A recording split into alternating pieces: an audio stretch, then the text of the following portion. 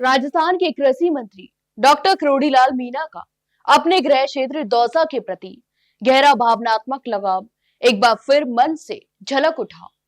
बुधवार देर शाम दौसा में आयोजित एक डेयरी प्रीमियम खेल प्रतियोगिता के समापन समारोह में युवाओं को संबोधित करते हुए उन्होंने अपने राजनीतिक जीवन के दौर को याद किया। डॉक्टर करोड़ीलाल मीणा ने कहा कि जब मुझे पार्टी से निकाल दिया गया था तब मेरी नैया डूबने वाली थी।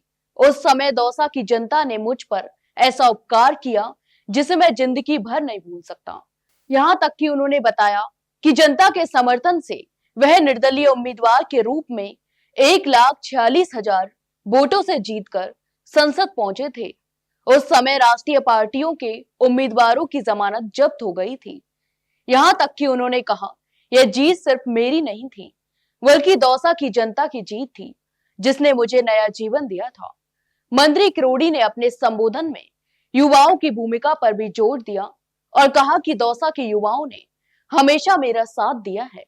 हाल ही के उपचुनाव में अगर यह युवा टीम मेरे साथ नहीं होती तो भाजपा की जमानत जब्त हो जाती।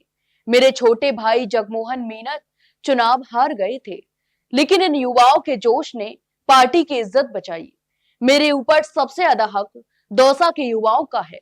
राजनीति में आदर्श और ईमानदारी की मिसाल देते हुए डॉक्टर करोड़ीलाल मीणा ने पूर्व प्रधानमंत्री लाल बहादुर शास्त्री के जीवन से सीख लेने की बात कही। उन्होंने कहा कि शास्त्री जी ने जय जवान जय किसान का नारा दिया और खुद सादगी से जीवन भी जिया।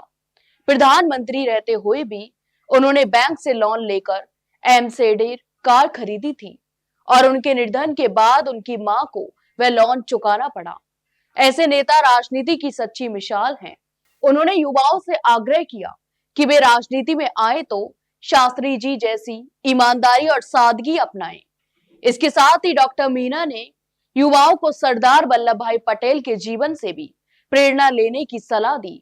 उन्होंने कहा कि देश की आजादी के समय अगर पटेल नहीं होते तो भारत को एकजुट करना असंभव था। उन्होंने 543 रियासतों को जोड़कर अखंड भारत का निर्माण किया। इसलिए युवाओं को भी पटेल जैसा मजबूत और निर्णायक मंत्री बनना चाहिए। मंत्री मीणा ने युवाओं से यह भी कहा कि यदि वे अधिकारी बने तो जनता के हक की रक्षा और समाज की सुरक्षा को सर्वोच्च प्राथमिकता दें। उन्होंने कहा कि अगर कोई युवा एसपी बनता है तो उस क्षेत्र के गुंडों और बदमाशों में डर होना चाहिए। उनका लक्ष्य होना चाहिए कि मां, बहन और बेटियों की इज्जत सुरक्षित रहे। डॉक्टर करोड़ीलाल मीणा का यह संबोधन भावनात्मक और प्रेरक दोनों रहा। जहां एक ओर उन्होंने दौसा की जनता के प्रति कृतज्ञता व्यक्त की तो वहीं दूसरी ओर युवाओं को ईमानदार, सशक्त और जिम्मेदार नागरिक बनने की प्रेरणा भी दी। तो आपकी इस पूरे मामले पर क्या राय है, हमें कमेंट बॉक्स में कमेंट करके जरूर बताएं। वहीं वीडियो को लाइक और शेयर जरूर करें और हाँ, चैनल को सब्सक्राइब करना ना भूलें। फिलहाल के लिए इतना ही, जल्द मिलते एक नई जानकारी के साथ। तब तक के लिए नमस्कार।